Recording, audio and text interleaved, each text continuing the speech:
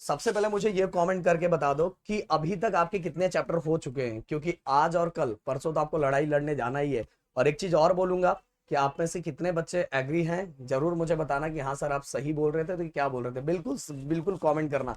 देखो, मैं ऐसा समझता हूं कि अभी इस समय लास्ट के टाइम पे लाइव सेशन पे ज्यादातर वो बच्चे यूट्यूब पे आते हैं जिन बच्चों का या तो साल भर किसी प्रॉब्लम के कारण, किसी परेशानियों के कारण उनका पूरा कंप्लीट हुआ नहीं होगा, उनका कॉन्सेप्ट क्लियर नहीं हुआ होगा, और उनको बहुत सारी चीजें आती नहीं होगी, उनके पास नोट्स नहीं होगा, उनके पास कंटेंट नहीं होगा, उनको पता ही नहीं होगा कि कैसे क्या करना है। यही बच्चे आते होंगे। अगर इन बच्चों को मैं 10 घंटे बिठा के, 10-10 12-12 घंटे बिठा के 16 के 16 चैप्टर करवाऊं, तो सिंपल सी बात है भाई, उनको कैसे समझेगा। इसीलिए हम लोग एकदम बिल्कुल अलग तरीका अपनाते हैं।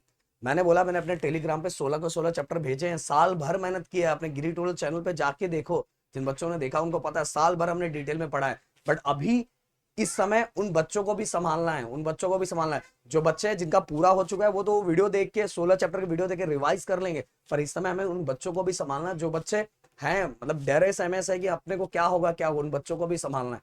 तो इसीलिए कल का सेशन जिसने अटेंड किया होगा 11 बजे का, वो सेशन जिसने अटेंड किया उसको समझ में आ गया कि सर हम लोग के बारे में भी सोच रहे हैं। सर बस सॉल्व नहीं करवा रहे। देखो, सॉल्व करवाऊंगा, सब कुछ करवा रहा हूँ, सब कुछ किया हुआ है, बट आप क्या उतना आप ग्रैप्स कर लोगे उस तरीके से? समझ में आ रहा है कि नहीं? इसीलिए हमने तरीका अपनाया ट्रिक्स लाने का। तो हमने कल ट्रिक्स बताया, उसमें हमने बताया कि कैसे सॉल्व करना है, कैसे करना है, और बहुत सारी चीजें, और इतने अच्छे अच्छे कमेंट वीडियोस के नीचे आए ना, दिल खुश हो गया। और इसीलिए आज 11 o'clock को जो बाकी चैप्टर बचे हैं उनका भी सेशन लेने वाले, मैं भी रहने वाला हूँ, राहुल सर भी रहने वाले, और आपके अमूल सर भी रहने वाले, जिससे आपकी बहुत ज्यादा हेल्प होगी। समझ में आए? सेशन में 11 o'clock आ जाना। अब दूसरी बात, बहुत से देखो, आप किसी भी लेवल पे रहो, आप टॉपर रहो, आप मॉडरेट लेवल पे रहो, या तो आप लड़ रहे हो जस्ट पास होने के लिए, तो आप किसी भी लेवल पे रहो, आपको हमेशा हर पेपर का प्रॉपर तरीके से टाइम मैनेजमेंट पता रहना चाहिए। कभी इस एटीट्यूड में नहीं रहना चाहिए कि भाई मेरा पेपर तो हमेशा हो जाता है, मेरा पेपर हो जाना चाहिए। नहीं, आपको पता रहना चाहिए, आपके पास एक वॉच होना चाहिए, और आपको पता रहना चाहिए हर सेक्शन कितने मिनट में आपका हो जाना चाहिए। तो अगर मैं बात करूं, अगर मैं आपको बताऊं, तो अगर मैं सेक्शन ए की बात करूं, सेक्शन ए की मैं अगर बात करूं, तो टोटल 20 मिनट्स के अंदर ये सेक्शन ए आपका हो जाना चाहिए। अगर मैं सेक्शन बी की बात करूं, तो सेक्शन बी आपको 40 मिनट्स के अंदर हो जाना चाहिए। ये मैक्सिमम टाइम मैं दे रहा हूँ, मैक्सिमम टाइम दे रहा हूँ। इससे ज्यादा अगर आप इधर उधर कर रहे हो तो फिर गड़बड़ हो जाएगा। सेक्शन सी 65 मिनट्स, और सेक्शन डी जिसमें हमें 3 क्वेश्चन करना है, बट मैं यहाँ 45 मिनट्स दूंगा, क्योंकि ये 12 मार्क्स है, फिर भी 45 मिनट्स इसलिए दूंगा।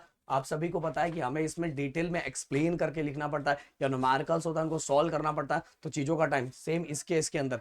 तो इसमें हर चीजों का डायग्राम अगर जितना ड्रॉ कर पाओ उतना ज्यादा अच्छा है, इसीलिए मैंने इस तरह का टाइम दिया। अगर इसको प्लस करोगे ना दोस्तों, तो 20, 40, 65 एंड 45, 5 5 10, 1 कैरी, 6 4 10, 14 15 16 17, 170 हो गया। अब 180 मिनट्स आपको मिलता है, टोटल 180 मिनट्स मिलता है। तो यहाँ आपका 10 मिनट बचा, 10 मिनट बचा, और साथ में बोर्ड की तरफ से भी 10 मिनट आपको मिल रहा है। टोटल मिला के 20 मिनट्स आपके हाथ में है। अब ये जो 20 मिनट्स आपके हाथ में है, उसको आपको प्रॉपर तरीके से, हो सकता है सेक्शन ए तो ज्यादातर क्वेश्चन लास्ट में ही होता है, समझ रहे हो ना? तो इसीलिए आपको क्या करना है, पूरा पेपर चेक करना है कि आपने क्वेश्चन नंबर सही डाला है कि नहीं डाला है, कि बहुत सारी चीजें, इन चीजों को एक एक पे फिर बाद में लास्ट में पेपर प्रेजेंटेशन करना है, वो लाइन जो ड्रॉ करना है। और हाँ, एक चीज कर सकते हो, स्टार्टिंग में जब हर सेक्शन लिख रहे हो तो जो इंपॉर्टेंट पॉइंट है उसको पेंसिल से मार्क कर सकते हो। यहाँ बहुत सारे बच्चे कंफ्यूज होते हैं, सर पेन से करें पेंसिल से करें। भाई पेंसिल से मार्क कर सकते हैं, पेंसिल से डायग्राम भी ड्रॉ कर सकते हैं, पेन से भी ड्रॉ कर सकते हैं, कोई कुछ नहीं मार्क्स कट करेगा। समझ में, कोई मार्क्स नहीं कट करेगा। कर मैंने डायरेक्ट एग्जामिनर से ही ये चीज आपको बता दी है, पर भाई प्रदीप सर बोल रहे तो बात मान लो, इतने साल हो गए, समझ में आ रहा है? आपके लिए तो मैं ही बस काफी हूँ डायरेक्ट, पर फिर भी मैं लेके आया कि आपको लगे कि कहीं के इस बच्चों को शक हो रहा होगा सर ऐसे कैसे बोल रहे हो, तो मैं आप लोगों के लिए लेके आया।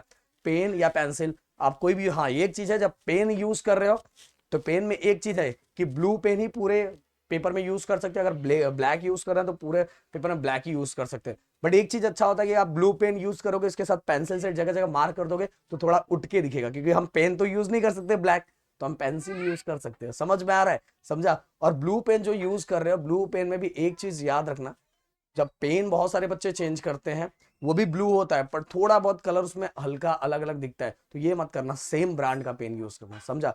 अगर अगर पेन यूज भी कर रहे दूसरा तो टीचर को बुला लो, मतलब ब्लू पेन ही दूसरा यूज करे जो दूसरे ब्रांड का है, तो टीचर को बुला के अपने सहूलियत के लिए एक सिग्नेचर वहां ले लो, समझ में आ रहा है। वैसे तो सेम ब्रांड यूज करोगे तो कुछ कलर भी, मतलब वो ब्लू में भी डार्क लाइट ऐसा कुछ होगा नहीं। तो शायद मेरी बात समझ में आ गई होगी। आज 20 मिनट्स के लास्ट में पेपर चेक करना है, और जो करना है समझ रहे हो, और बाकी सभी सेक्शन को अच्छे से देखना है कि आपने क्वेश्चन नंबर डाला है कि नहीं डाला है। तो मिलते हैं नेक्स्ट वीडियो में। Thank you so much guys, जय हिंद एंड जय महाराष्ट्र दोस्तों।